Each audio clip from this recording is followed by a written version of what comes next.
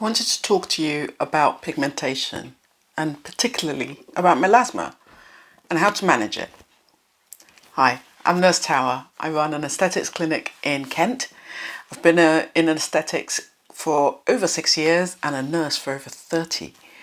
My passion is helping to educate people about their skin conditions and how they can best manage them themselves.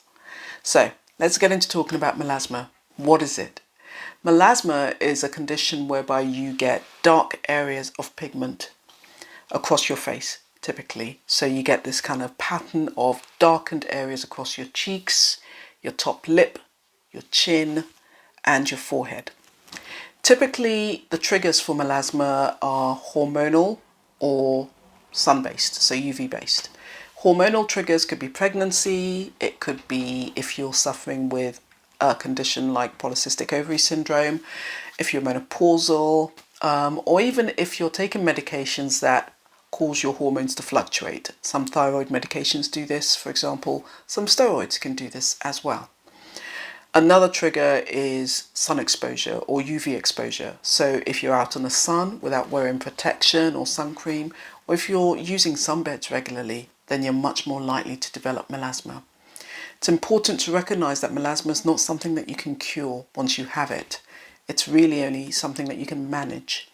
So the best ways to manage melasma, well, you can have treatments in clinic, and those treatments can include, for example, skin peels, chemical peels that can help to exfoliate away the top layers of the skin, superficial peels, but they will exfoliate away the top layers of the skin that contain the dense pigment and hopefully reveal lighter, brighter skin underneath. You can also have treatments like microneedling, either on its own or combined with things like skin boosters to help to stimulate and regulate the production of melanin in a more orderly fashion so that you gradually get rid of the dark areas and your melanin production comes back down to normal. Other treatments could be things like laser or IPL, but it's worth bearing in mind that they can sometimes cause post-inflammatory hyperpigmentation, which is another issue. You can also get prescription medication to help you manage your melasma, and typically these will be in the form of mostly creams, but you can also get some tablets.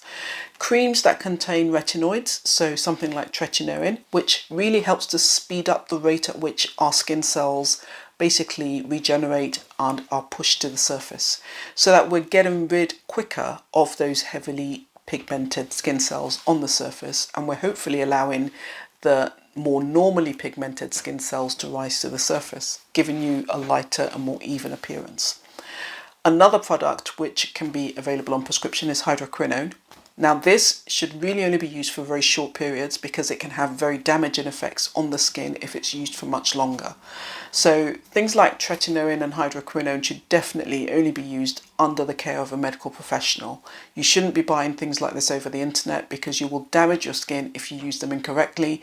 And if you buy stuff like that over the internet, it's really difficult to ascertain exactly what the proportions are of the active ingredients and whether or not there are other products in there that could further damage or react with your skin.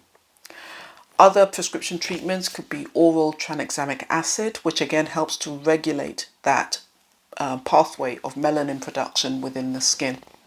Now you can also buy treatment creams from clinics like myself that aren't prescription only, or you can buy them from other kind of retailers. So these should include ingredients like azelaic acid, again, which helps to start to lighten the skin tone and reduce the darkness of the pigment.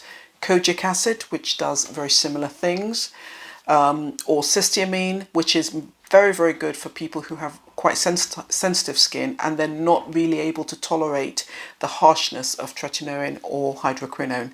Cysteamine is a very good alternative and it can be used long term, unlike tretinoin or hydroquinone. So that works really well for people whose skin barrier may be a little bit compromised as well as having dark pigment. It's also you can also use vitamin C topically on the skin, but also orally in supplement form. And vitamin C is a really great skin brightener. So if you're using products like that, you will definitely notice a difference and a lightening in the melasma appearance. You can also use camouflage makeup There are brands out there like Colour Science that offer a wide and very inclusive range of all colours to match all skin tones. So if you're really worried about how your melasma looks, then you can cover it up. But the best thing that you can do is to protect your skin from the sun every single day by wearing a broad spectrum SPF, at least SPF 30 or higher, and by making sure that you're avoiding things like sunbeds and exposure, unprotected exposure to UV light.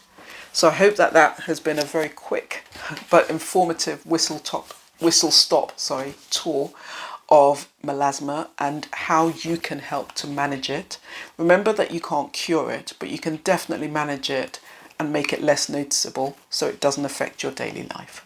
If you want to find out more about how I can help you with your melasma, then by all means reach out to me or book a consultation using the link in my bio. I really look forward to seeing you and helping you. Bye for now.